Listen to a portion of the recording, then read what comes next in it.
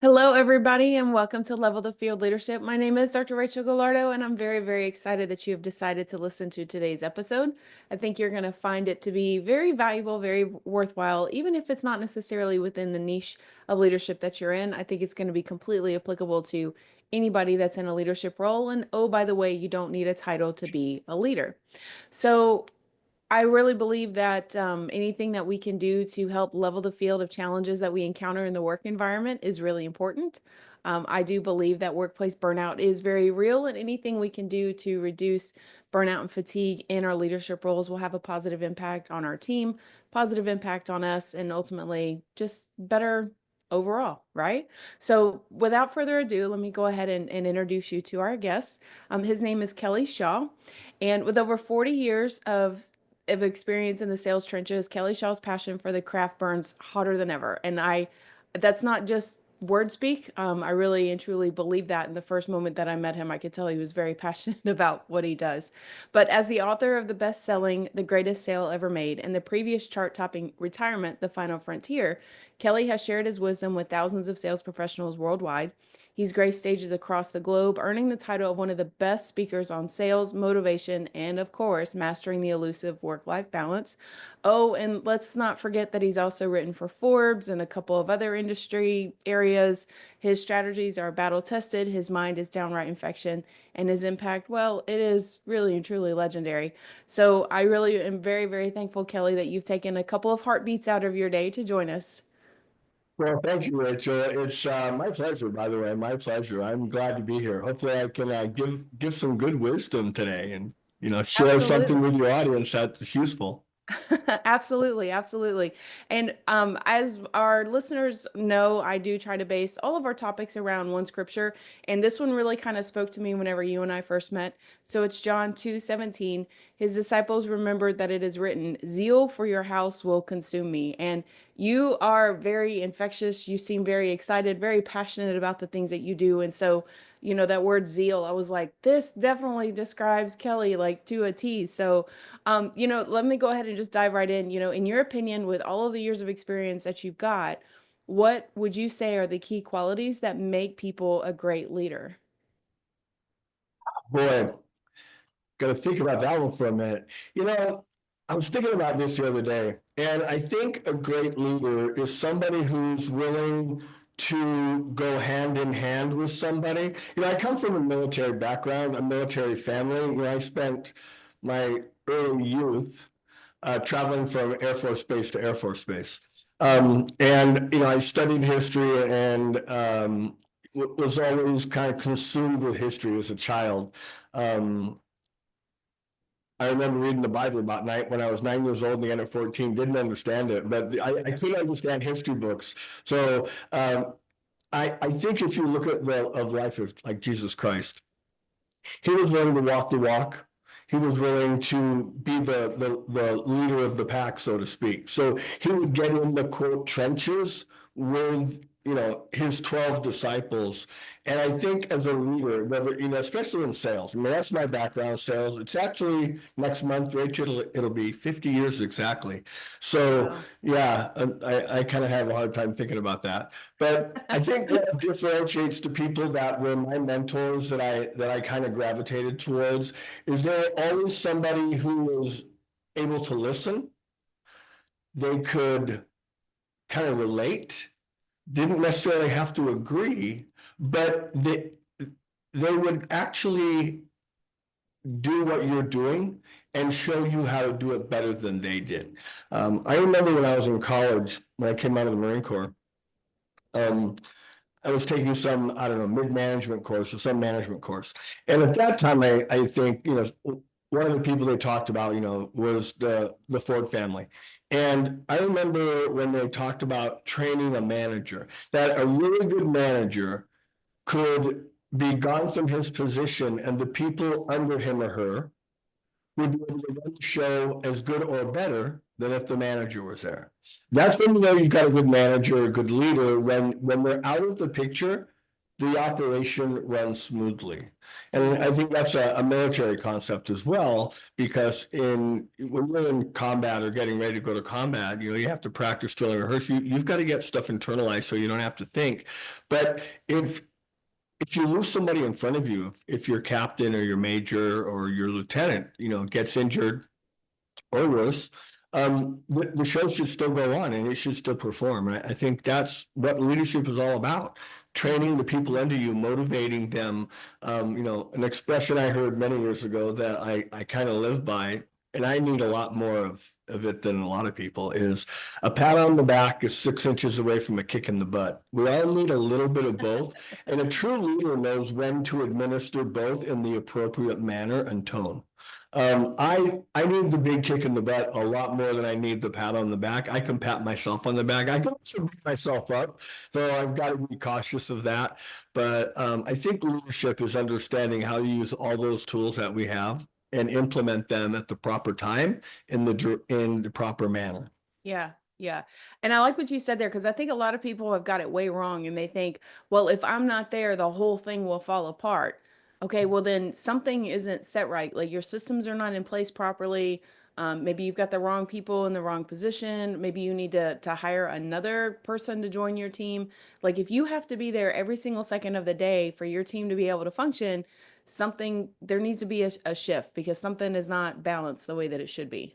Yeah, I mean, how in the world can you have a work-life balance if everything at work is dependent upon you and you don't have the people in place to do the job that they need to do? Like, look, a lot of entrepreneurs, a lot of people in higher positions, we're sometimes, we'll call them I-type personalities. We're people oriented, we're very fast paced, we make decisions quickly.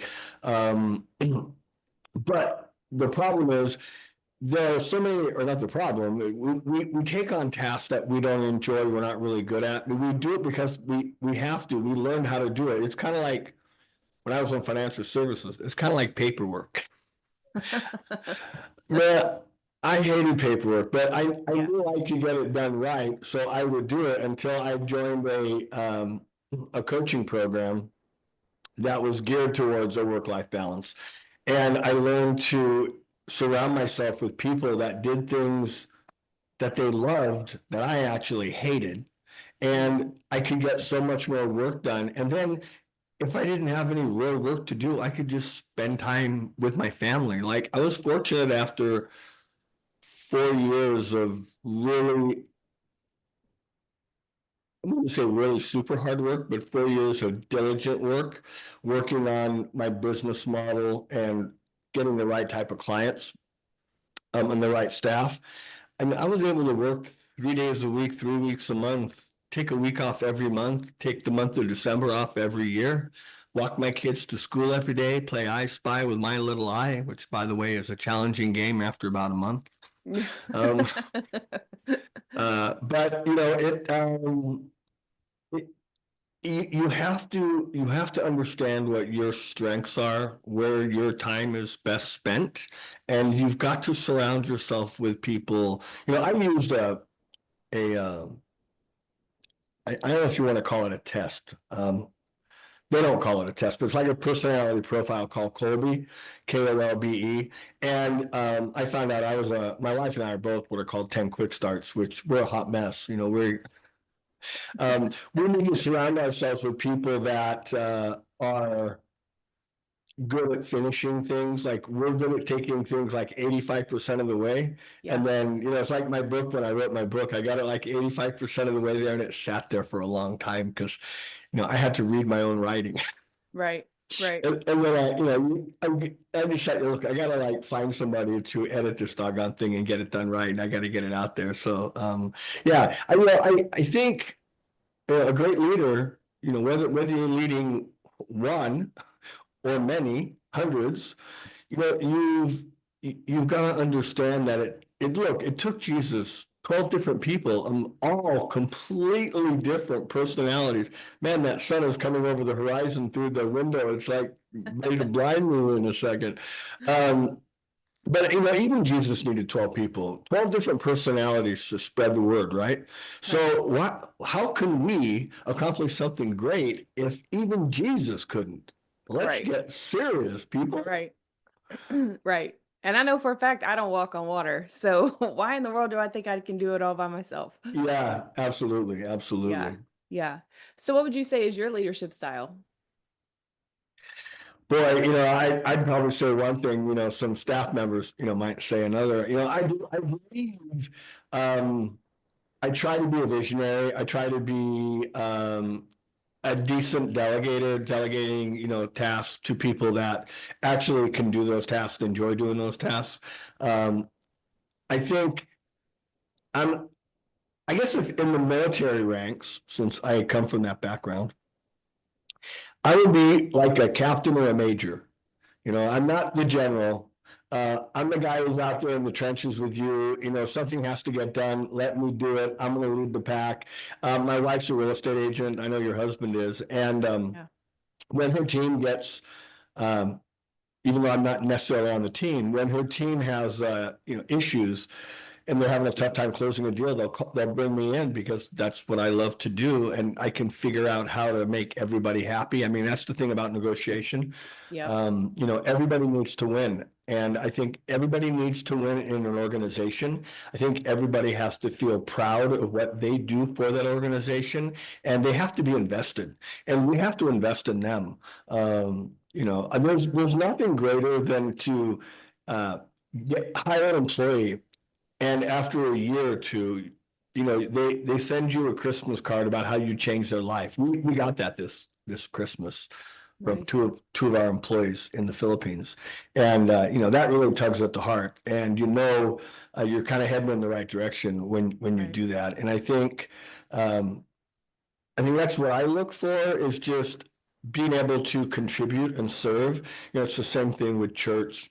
You got to get involved. You got to serve. You got to contribute. When I first got into sales 50 years ago, um, I was.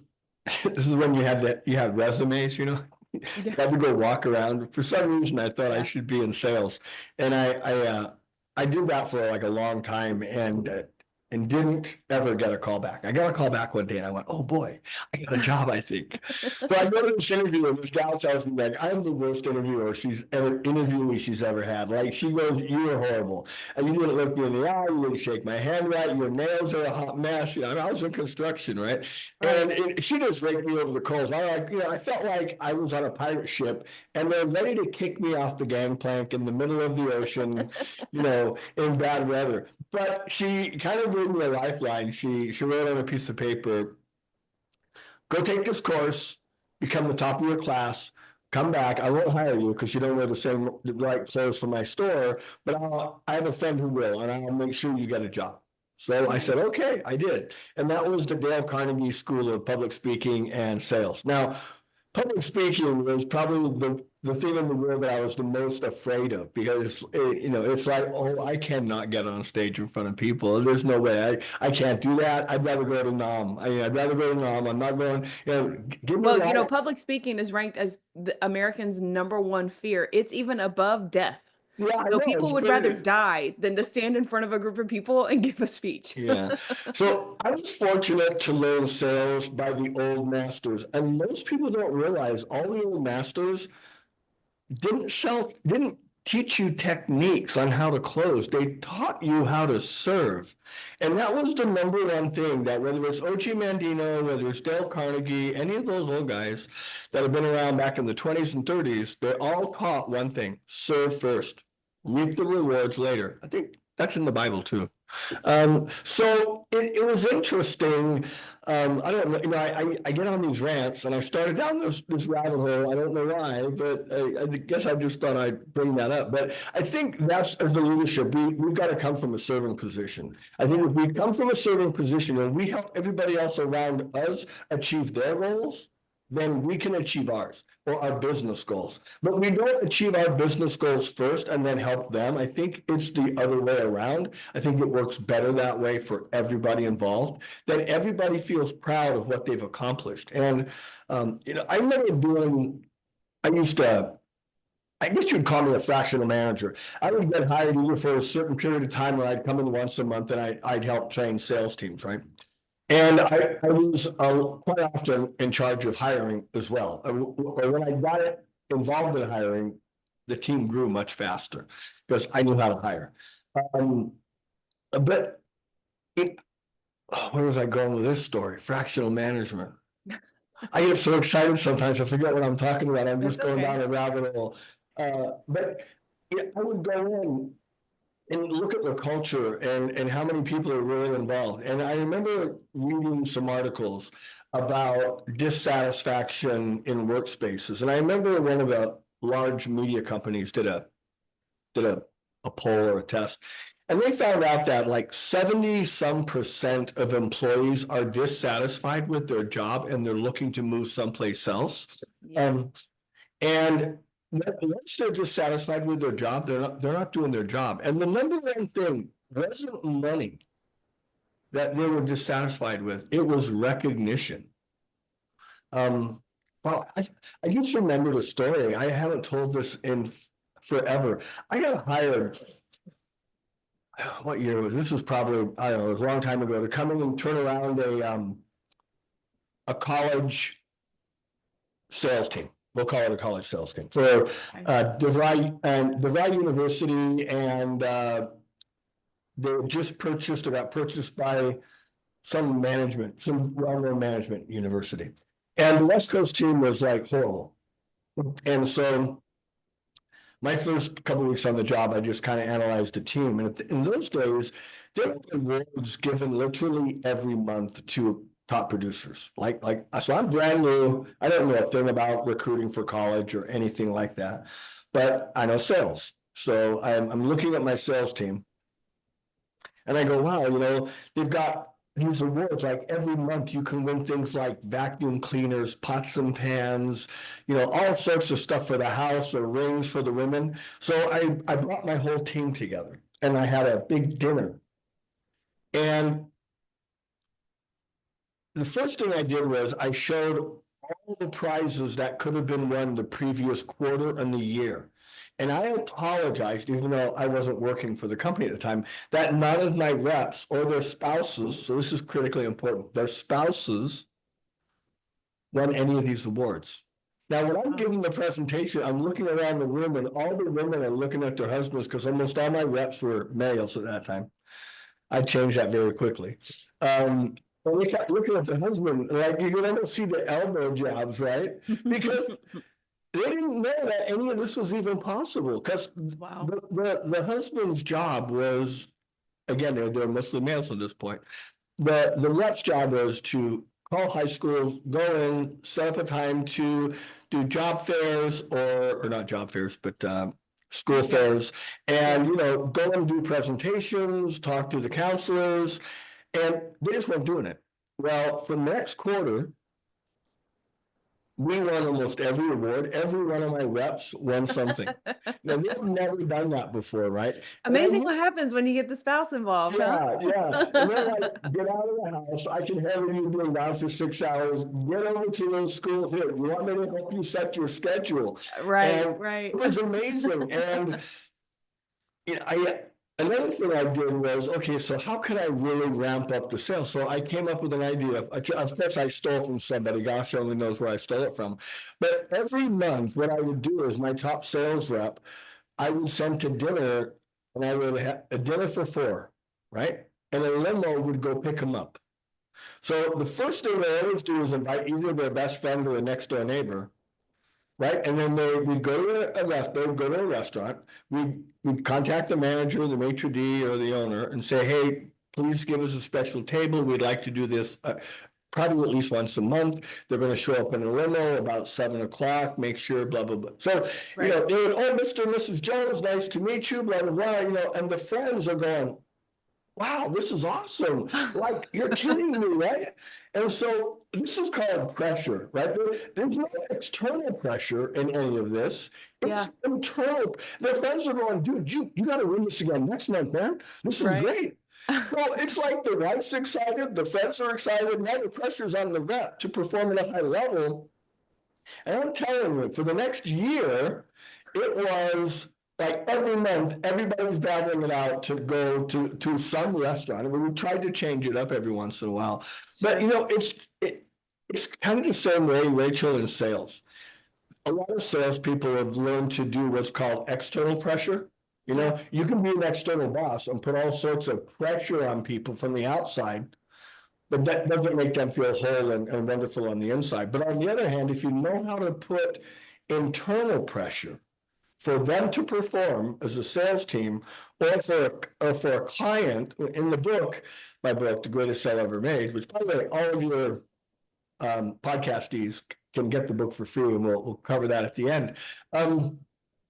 It's about getting, like, we all heard the expression, you can lead a horse to water, but you can't Yeah. make it Make drink, them right? drink. Yep. So nobody with the right mind, if they've got any common sense at all, which most people don't evidently, nobody takes the horse to a watering hole and tries to make them drink if they're not thirsty. You Right. get on the back, you ride him around the racetrack a little bit till they got a little bit of, spittle on the corner of their mouth, Yeah. frothing at the mouth. And you take them close to a watering hole, you will not be able to hold them back. They're going to go to that watering hole and drink.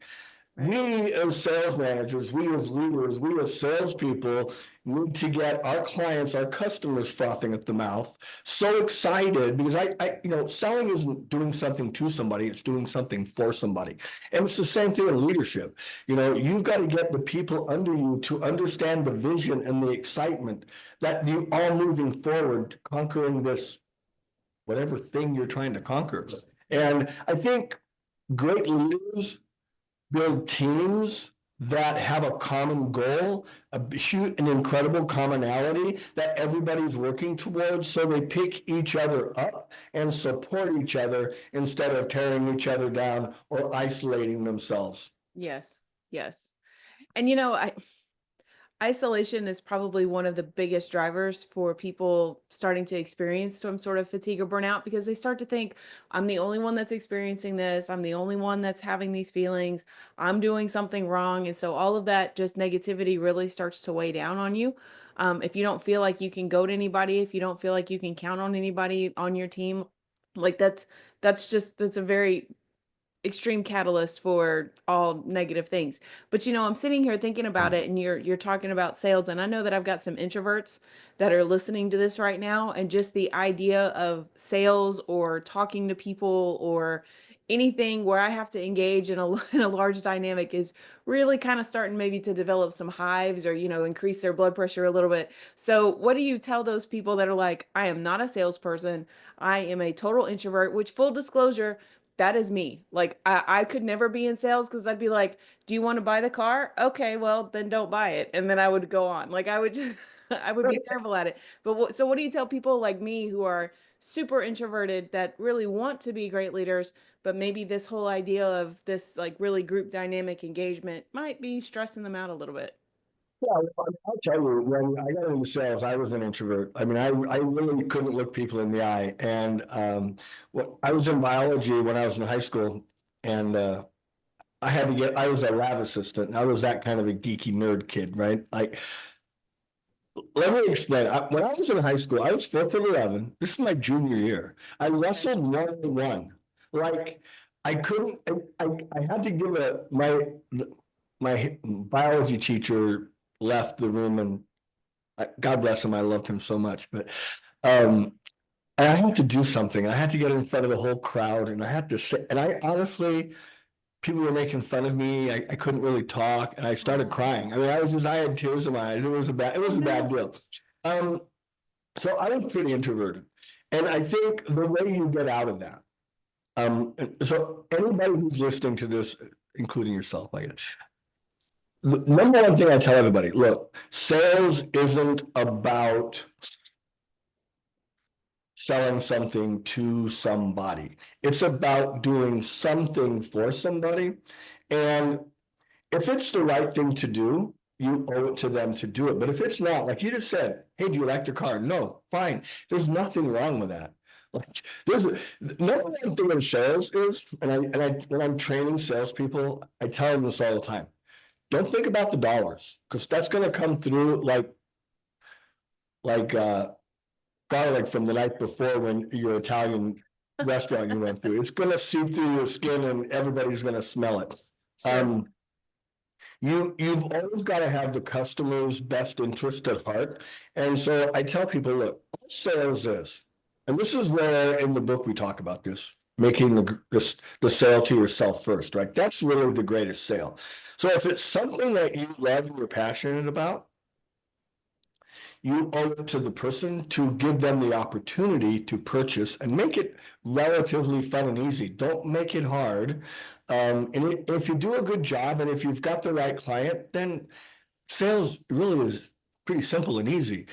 If you don't have the right client and you're trying to put that square peg in that round hole, you can cram it in there sometimes. It ain't going to be fun. It ain't going to be easy.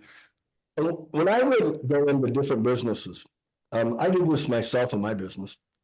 I went into a car dealership one time and I said, okay, let's look at where do you guys get all your 5-star reviews? And we looked at like every 5-star review they'd had and where they were getting their referrals from. And I said, now let's look at the deal. Okay, let's look at the deal. And they got the most referrals and the best compliments from the people that paid the most money for the car. Really? The people were all that were the grinders that were looking for this like ridiculously cheap deal because somebody down the road supposedly told them they could blah blah blah blah. Right. They got bad reviews. They were never happy with the car. The price could never get low enough for those people because they didn't understand the value. And so when we went through and we did a case study on that, the salespeople realized that they needed to sell value and to make sure they were selling the right car to the right person. Sales blew up. Customers, well, number one, they went from one of the worst Lincoln Mercury stores in the West Coast for customer satisfaction to fighting for number 1, 2, or 3 every month in positive reviews. The back end grosses went way up. Salesmen were making more money. The dealership was actually going broke and ready to like. The only reason they brought me in is, they thought I could turn the thing around, and I did because I hired good, authentic salespeople. The other thing, like in my business, I went to this Dan Sullivan. I don't know if you know who Dan Sullivan is. He started a strategic coach. I went through his training program. And I learned there, like there's 2 things I really got out of that program. One, I learned that there are 2 types of people in the world. People that suck energy from you, and when you're around them and you leave them, you're tired, you're exhausted, you want to go home and just put your head on the pillow and forget about it, cuddle up in that fetal position and go to sleep. Yeah. Then there's people when you're around, like you could go for hours and hours and hours. It's kind of like when I'm on stage in front of salespeople, man, I could just go. When I'm done, it's like, oh, but there are people that when you're around, you give each other energy, and it's like you could just change the world. The other thing I learned was, this is before the term avatar. I came back from a weekend. We met once a quarter. So I came back and I said, hey, I got my staff together. And my staff's all these different personalities, right? Like we had every gamut of the Colby system because I wanted to have that perfect team. And we did. I said, hey, listen, I want you to give me a list of your 10 best favorite clients. I'm not going to give you any qualifications. We'll talk about that at the end of the day. So I said, you got all day to do it. Just please get it done. Now, the finishers got it done in 10 minutes. Me, I waited until like, our meeting's in 10 minutes. I better figure this thing out real quick. Right? No time like the last minute. Yeah. And so I went around the room and there were like, I think 6 of us. Might have been 7, but.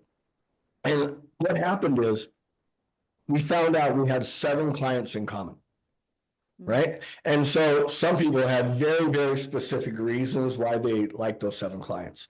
And then what we did over the next 3 to 5 years is we only marketed to those clients. And if the people that came to our seminars or came to see us in the office didn't meet that criteria, we suggested maybe it's not a good fit and they should go someplace else. Go drive somebody else out of business. Don't put that on us. Now, later on, we learned to advertise only to those people. And then when I was doing seminars, I would make sure my seminar was geared to attracting those people and turning everybody else off. See, I'm fine with turning people off and not wanting to get a bunch of brain damage. I'm not here to change anybody's mind. What I'm here is to help solve a problem, Mm, right? So they can achieve their outcome. And that's all sales is taking an enthusiasm for something that you love, like, like I'm sure you have a favorite restaurant. When you have friends come to town, you recommend they go there. sure. When was the last time you got your affiliate check? When was the last time you got your commission check? Your commission was you knew they had good food, good service, and they were thankful you sent them to a good restaurant. That was your commission. That's Right. sales. Everything in life every day is about sales. We don't look at it that way, but Right. it is. For all the introverts in the world, if you're married, at some point you put on your selling shoes and you went to work to Yeah. attract that other person, right? Right. Yeah, I'm still selling. Like I have to sell every day to my wife, so but I keep that marriage and keep it strong. But it's just it's just communicating. That's all sales is. And that's whether you're selling to a person, a company, or to your staff or your team, it's still sales. You've got to get everybody on the same page. And when you are, they're going to take advantage. They're going to go forward. And too many times we think that sales is this thing we have to do. No, sales is a thing we get to do to help people to achieve something that is a pain point in their life. Right. Yeah. Right. And you're meeting a need. And I like what you said there about you're helping them solve a problem. You're not trying to convince them to do something, if you can solve the problem, great. If you can't solve the problem, then you walk away. I think that alleviates a lot of pressure that some people might be feeling with this whole idea of sales. And you're absolutely right. I mean, I had to sell to my husband what we were, what restaurant I wanted to go to the other night, and be like, well, we haven't been here and da da da da da da. Da. And you're right. You're in part of sales, whether you want to be a part of sales or not, in Yeah. almost everything you do. So my wife and I was on a podcast and talking to somebody, and I might have been on a Zoom training or something, and my wife was watching and listening.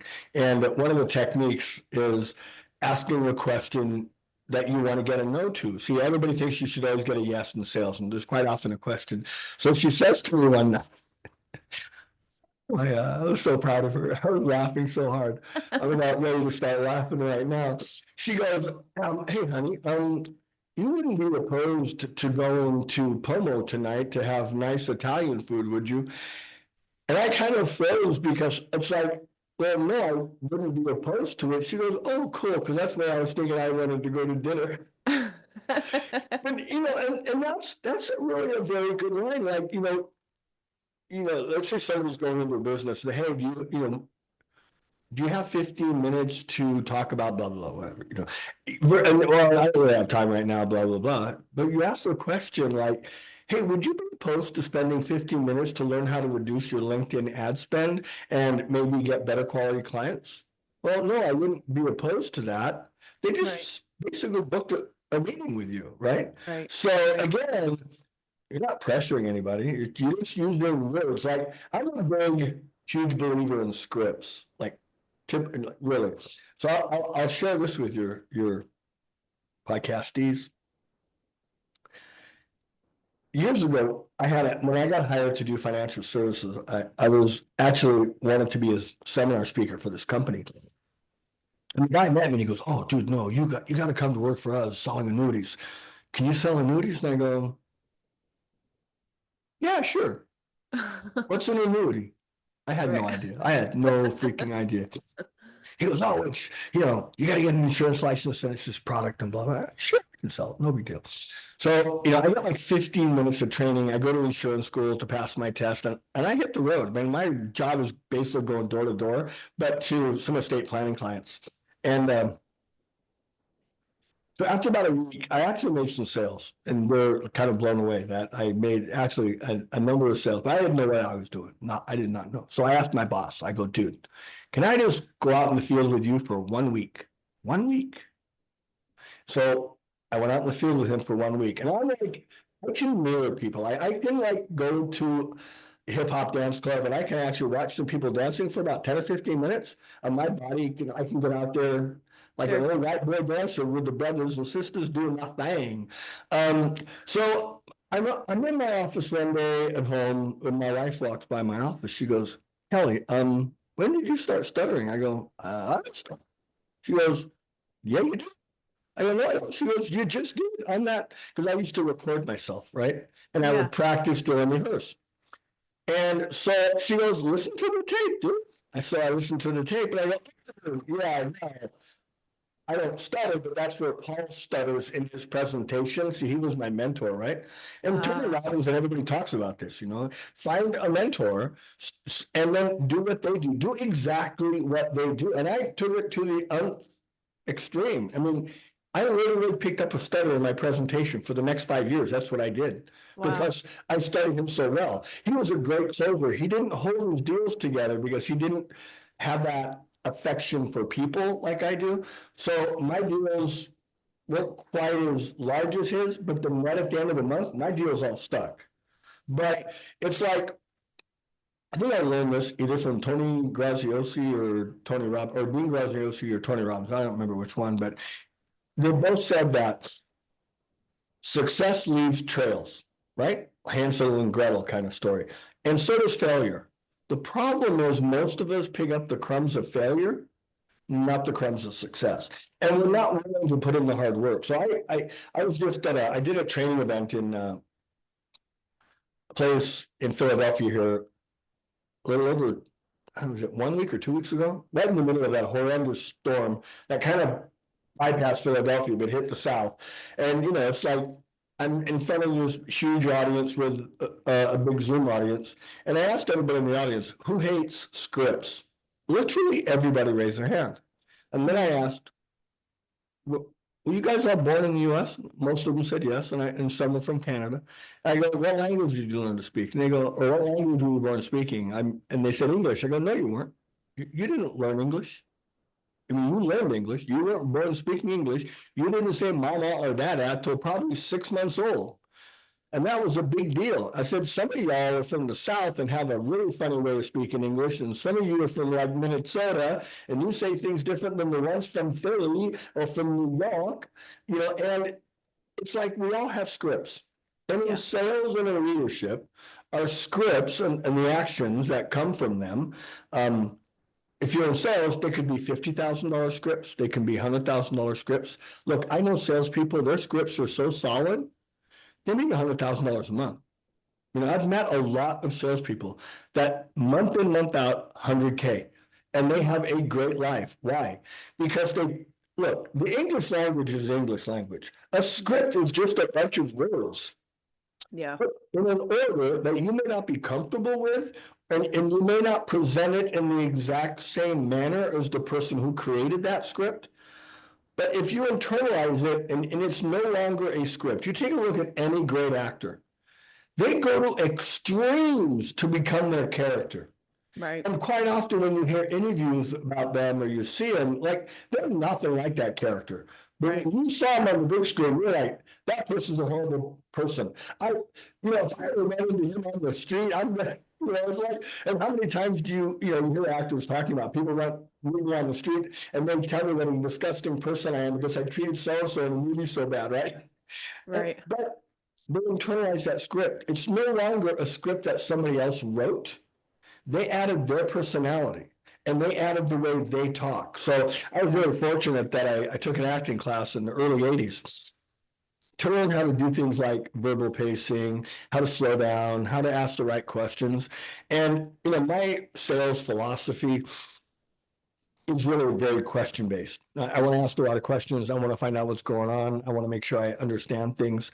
When I was doing financial services, and I'd be interviewing clients, and we'd have them come in, husband and wife. I always had one of my assistants who was also licensed in the room with me. And Jennifer, I don't take notes. I keep everything up here. She takes notes. And so when the client would leave, we would compare notes. And I would go through what the whole kind of meeting, and I would go, the client said this and I took it to mean this. And sometimes Jennifer would go, oh, really? When they said that, I took it to mean this. I go, really? And I go, why did you think that? Because I think they meant this.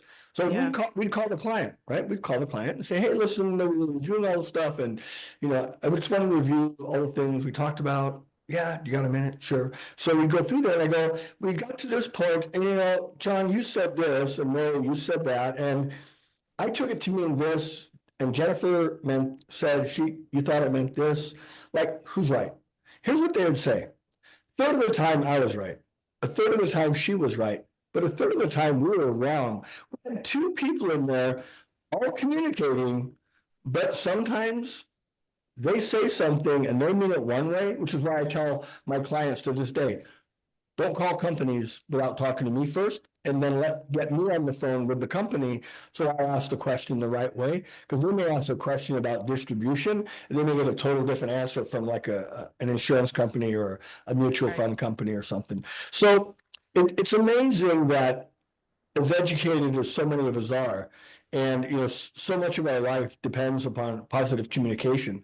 It's kind of like, in my case, my wife comes out of she gets these things called short story because she's kind of petite, right? So it's this subscription, semi-designer, whatever.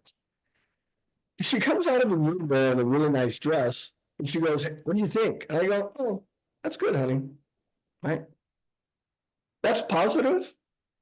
Yeah, but that's not what she wants to hear. But if she comes out of the room and she goes, what do you think? And I go, that's good, honey.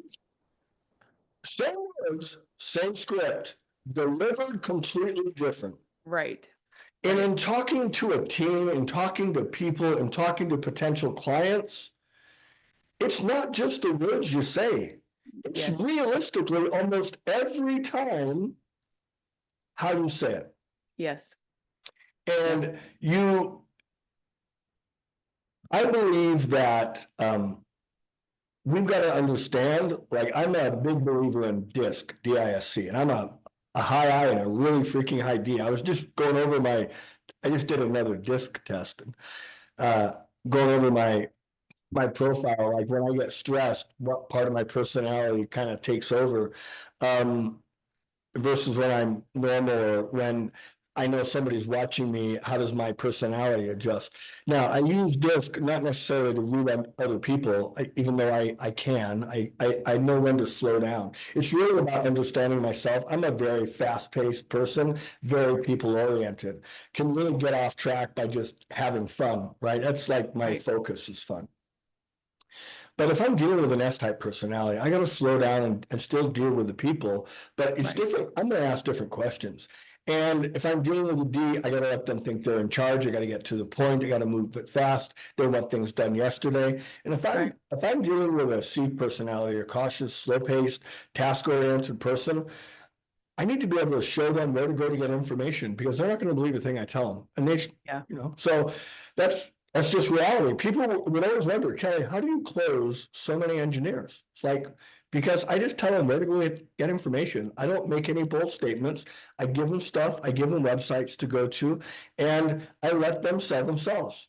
And if you do that without blowing smoke, they're probably going to buy from you. They may not, but chances are you will do better than most salespeople who are trying to treat, like everybody says in sales, and this is true of running a team, by the way. You should sell people the way you want to be sold. No, that's the dumbest thing I've ever heard. You should sell people the way they want to be sold.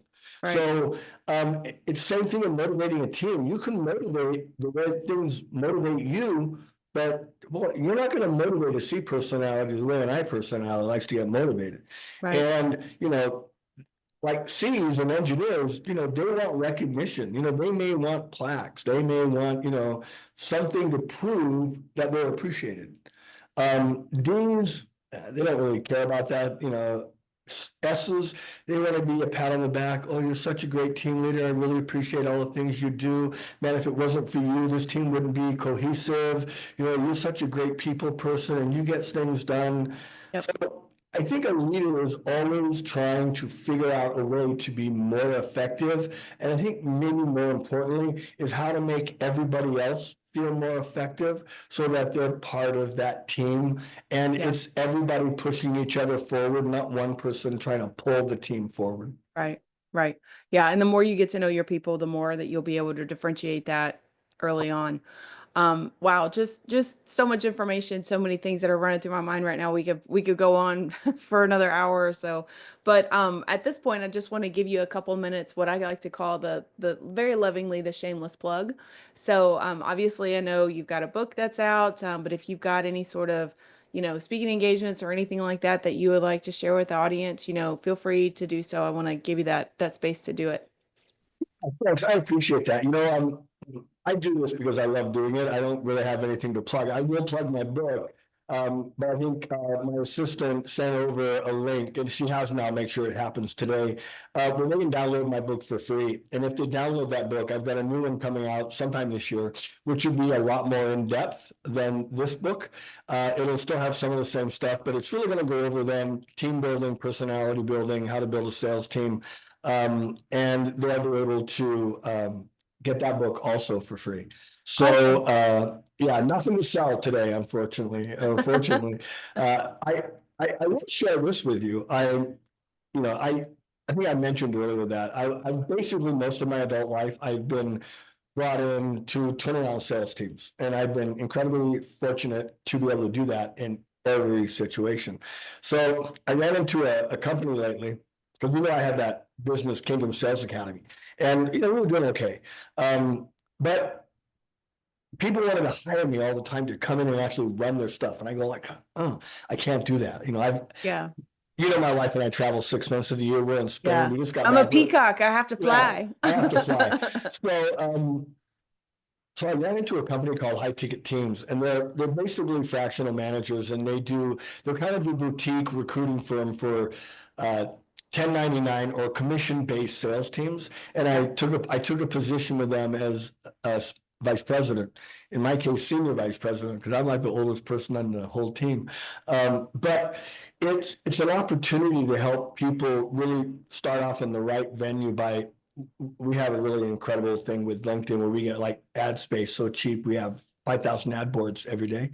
So we Wow. can actually hire salespeople, take the burden off of I meet so many companies where HR is involved in sales. And I'm like, man, I don't know if that's really the people Uh, who should be involved in that front end. And then too many business owners hire people just like them. And it's like, oh, you shouldn't do that either. Or they hire family. That's probably oh the God. worst thing. Yeah. That's a terrible idea. Yeah, so we can do the ad spend, we can get leads or not leads, applicants so much cheaper, so much faster. We have an AI program that sends out videos, requesting videos from them. And we can whittle that down and save business owners hundreds of hours, thousands of dollars. And so, yeah, we're really getting our feet wet in that area. So if you've got any people out there that are looking to expand their team and are looking to bring on, 1099 or commission-based sales teams, we're the ones to go to. So I'm really excited about that. So my email is Kelly at high ticket team or K Shaw, sorry, K Shaw at highticketteams.ai. So I'll get that information over to you too. But yeah, Yeah. I just think if I'm going to leave it, any words of wisdom today is download my book. I think you'll really get a bang out of it because it really covers the number one thing you have to do, which is sell yourself. Understand your product, know your product, your service is good or better than anybody else, and know your competition's product better than the people you're competing with. And if you do that and you always do the right thing for the client, eventually, this is a long game. Eventually, you'll be better off. You'll be able to have a work-life balance. Like I think I just said, my wife and I travel 6 months a year. We're gone all the time. We're in a house right now that we haven't been in forever. And we move. We like to joke that we're trying to stay 2 steps ahead of the FBI. But yeah, but we're always moving. We're discovering. I think we've been to 12 countries in the last 4 years. Wow. And we're going to try to hit a couple more this year. So Nice. Nice. you can do that in sales, and if you've got the right team. Right. If you Right. don't have the right team, you're not good at sales, then you're going to be hard pressed to basically be unemployed every day and have to start over at the beginning of every month. And that's not a great life work balance, you know. No, no. Wow. Well, thank you so much. I'm definitely going to, whenever you send that Oops. Look, information over, I'm going to include the links there in the show notes. So that way, if anybody wants to download that, also, I encourage you, if you're listening to this, reach out, connect with Kelly on various social media platforms. Again, I'm going to put all of that information in the show notes. So if anybody wants to connect with you, you're just a wealth of information. And I know that you've just filled, I know that you filled my cup just in recording this. So I can't wait for this to be published so that way you can fill others as well. And if you are listening to this and if you know of anybody that might benefit from this at all, like share this episode with them, tag Kelly, tag myself. We can come along this individual and help support them as well. Like I said, you don't have to go through leadership alone, and we can all learn from somebody or something, a different industry, a different position than what we're currently in. So, tag team those individuals. And Kelly, thank you so much for your time. I greatly appreciate it. oh, thank you, Rachel. I really appreciate it. Thank you. Anytime you want somebody to fill some time and have a lot of fun, just give me a call. Absolutely. And for those of you that are listening, remember you are made to be a leader right where you are, wherever you're leading. The things that we talked about today can help you develop the roots of your leadership so you can weather any storm. Take care of yourself, take care of your team. You can 1000% do this. And until next time.